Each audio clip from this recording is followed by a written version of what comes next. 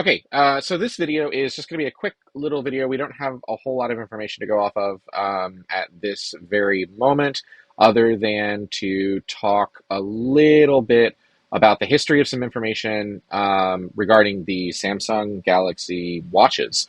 So I've actually owned the Samsung Galaxy watches dating back as far as like the Gear days when they were called the Samsung Galaxy Gear and the Gear S and things of that nature. They eventually switched over to Samsung Galaxy Watch, where they were called, the Watch 4, 5, 6, so on. We're actually on the 6 now, and various different iterations to sort of highlight the different trims about them. So, with that in mind, we have right now, this is a Watch 5 right here with a um, blue band on it.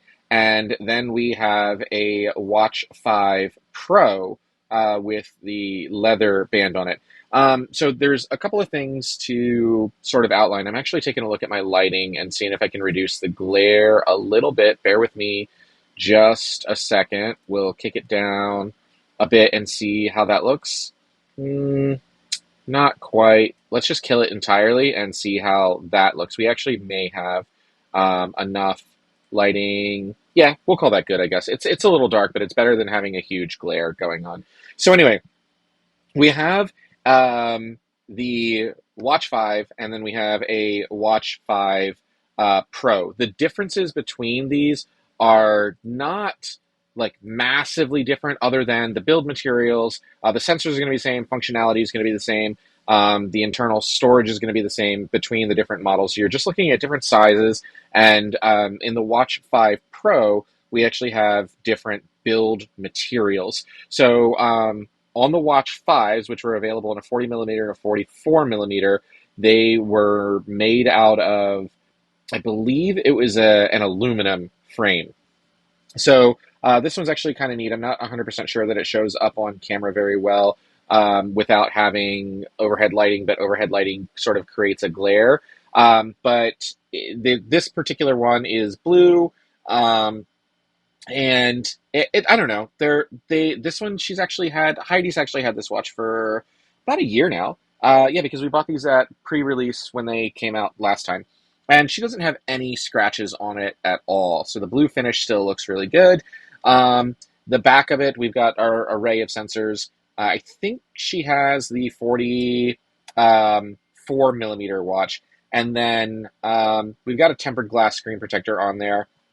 You'll note that they actually have these little notches in here to release the band. And you can actually just get any type of watch band that fits the width there, and you're good to go. If you buy the ones that are direct from Samsung, they actually have that little quick release notch, which that's different in the 6 series. And we'll take a look at that in just a minute. But anyway, then we move on to the Watch 5 Pro, which the glass between the two, I believe, is both of them are sapphire crystal. The body, however, on this one is titanium. I actually have a case, like a TPU case, over this one because I was concerned about scratching. But in taking a look at the aluminum guy here, it looks totally fine. So maybe I'll actually just take this case off because it does sort of support collecting a lot of like dirt and grime and dust and everything. I guess it depends on what kind of environment and you do with your life.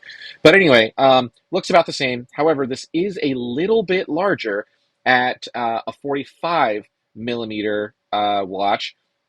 And the difference between the two of them is about, I want to say it's 15 grams, a little less than 15 grams.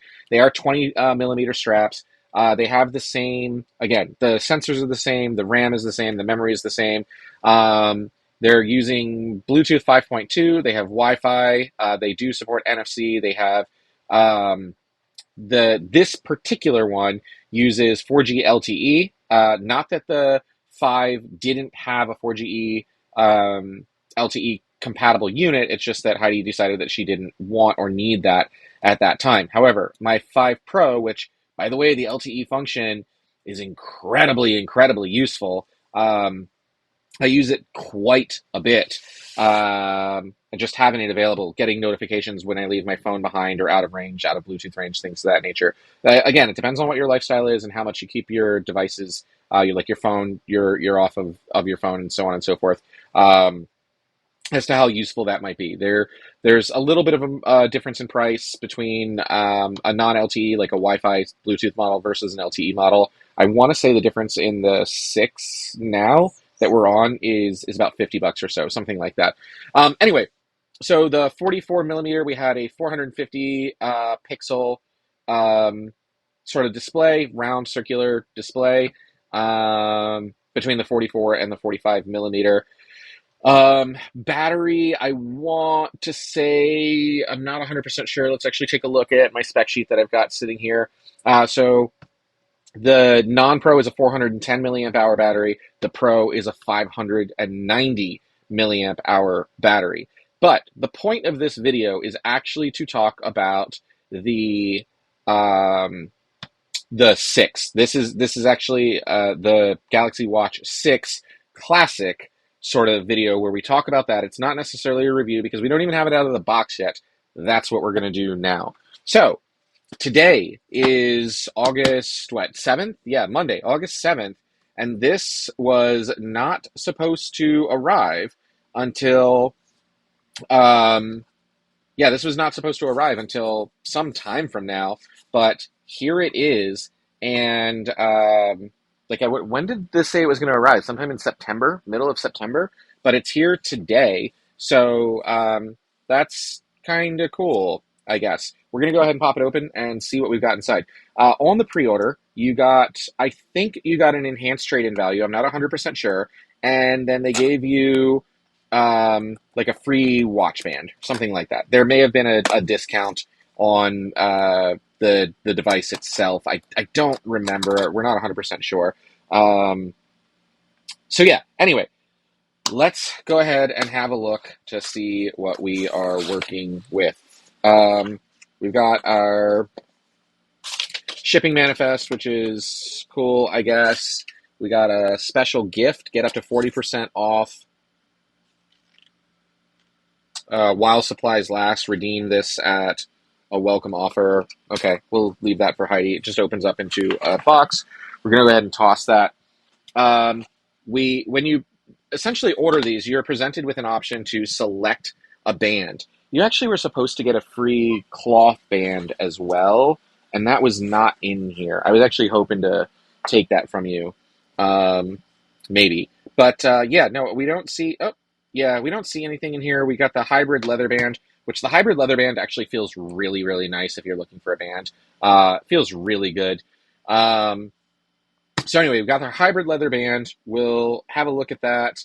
Are you okay with me just opening all of this? Yeah, okay. So this is Heidi's. I decided that I wasn't going to upgrade to this right now. And the reason for that is that with iOS 17, iPads are now going to support Apple Health. And with that in mind, I will probably, I'm not 100% sure, I will probably switch over to the Apple Watch Ultra in the newer iteration that they have and step away from the Galaxy Watch. I don't know for sure that I'm going to do that. There is a reason I'm actually very excited about the Galaxy Watch 6 Classic, which this is, and it is the LTE model. But I am pretty excited about it because something that, if you're watching this video, you probably know this, is that in the 4s, they had a classic model. The Galaxy Watch 4, there was the classic, which was, they had a rotating bezel. That's actually what set the Samsung Galaxy Watches apart, on their flagship models anyway, from all of the other smartwatches, is the crown of the watch was actually rotating so that you could adjust volume, you could navigate through the interface, through the menu, and that was super, super, super handy to be able to do that. The physical quality of life experience that was much nicer than using an on-screen UI in my experience. Like that was actually worth something to me. So anyway, but that was my personal take on that. Your mileage may vary on what your experience with that is and what you think of it. But with that in mind, on the fives, they did away with it. So on the Galaxy 5, Watch 5 Pro, started making it out of titanium, but they did away with the rotating crown. On the Watch 6 Classic, which they're bringing back, they now have that rotating crown again. So this particular watch is the Watch 6 Classic. It is the LTE model, and it is the 47 millimeters. So this is actually going to be 2 millimeters larger than the Watch 5 Pro. The specs on it is that it is actually just a couple of grams heavier, I believe. It's actually made out of stainless steel now instead of titanium, so I feel like that's a little bit of a downgrade. It is the same 20 millimeter strap, but the release is a little different, and we'll talk about that in a second. It is 2 gigs of RAM instead of, I believe, what was 1.5, 16 gigs of onboard. The Wi-Fi sensor is the same, the NFC is the same, the Bluetooth is the same. I think all of the sensors are the same. What is interesting, though, and maybe a problem, I don't know for sure, is that the battery was, I think it was, let's take a look, it was 590 milliamp hour battery in the Watch 5 Pro.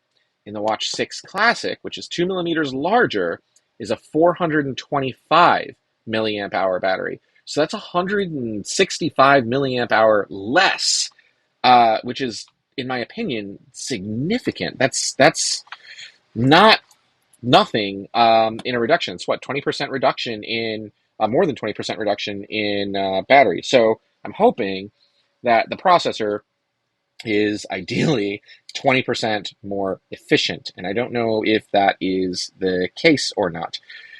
So it looks like here is the fabric band that they packaged inside here.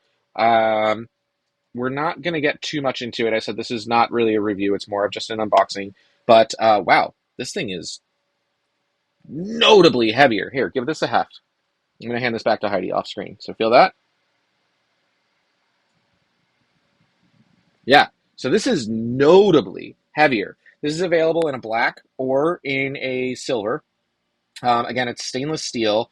The crown feels good, if not a little bit lower resolution than what I remember them being, but it feels pretty good. So again, she got the 47 millimeter in the LTE model, and the reason that she finally decided to get the LTE model is because she actually dropped her phone, Samsung Galaxy S23 Ultra, but she dropped her phone, landed directly on the screen, so it broke it, and the issue is that she's actually been without a phone.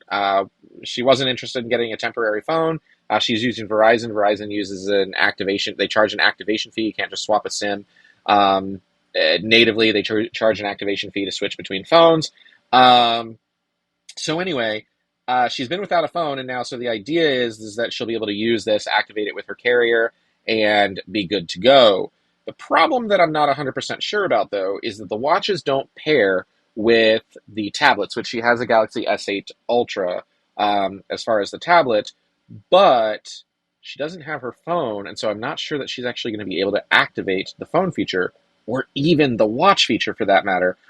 But again, the expectation was that this wasn't even supposed to be here until the middle of September, so it's here early. Maybe it'll just sort of sit on the charger until it gets here. Anyway, I did say that I was going to talk about the bands, how they're different. Again, if you look at the band here, we can see that there's this little notch that you have to slide over, and it releases one pin, allowing you to pop the band off.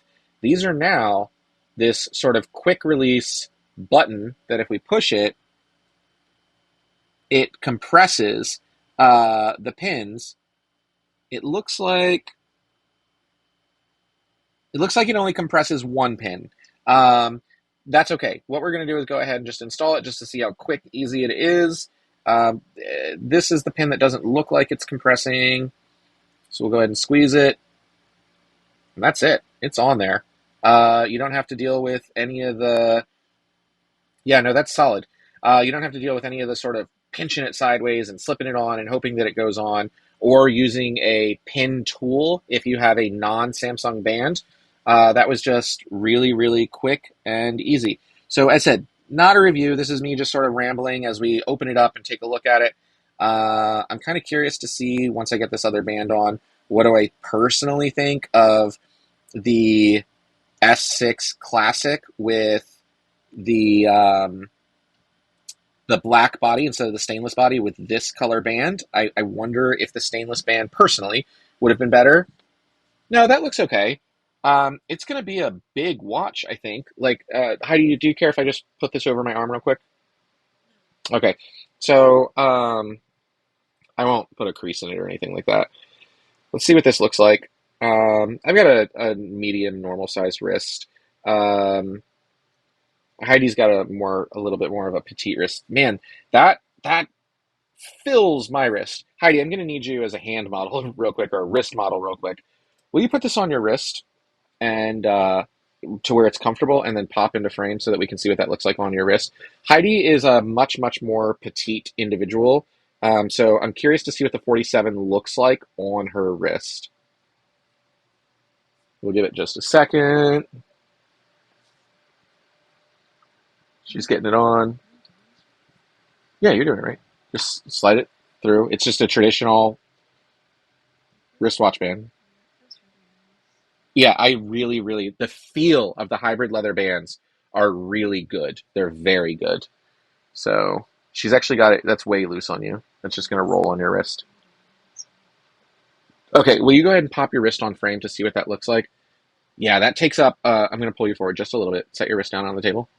That takes up for her, like, I can actually stick my finger in there. She doesn't even have it on all the way. But the point, though, is that look at the size on a petite wrist. The 47 is going to be real big.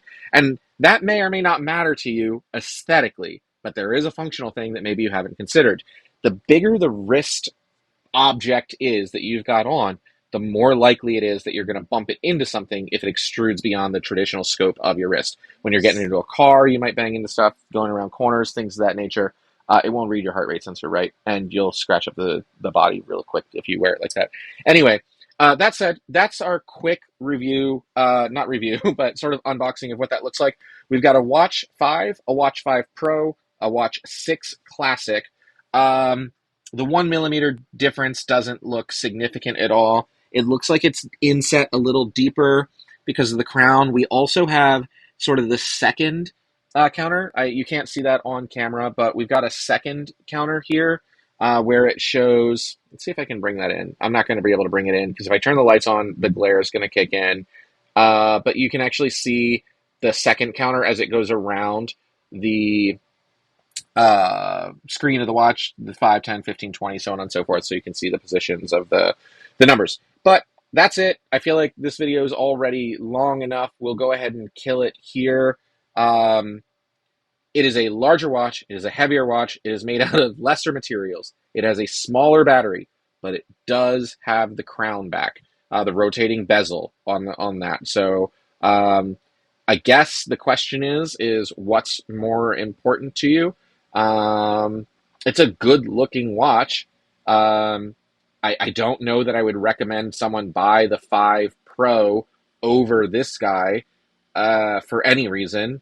So, but it's kind of interesting to see how it performs long term. I don't know that I'm ever going to follow back up with this on my end. Go ahead and take a look at any of the actual review videos. I'm sure someone will compare the battery life despite the significantly smaller battery. And I guess personally, I'll just kind of see how it goes from there. That's going to wrap this. Thanks for watching. Have a fantastic time. If you have any questions, by all means, reach out, and I'd be more than happy to answer those as we go through the lifespan of wearing this. I'd be more than happy to answer anything, but I'm not going to come back and make dedicated content for it. All right, take care.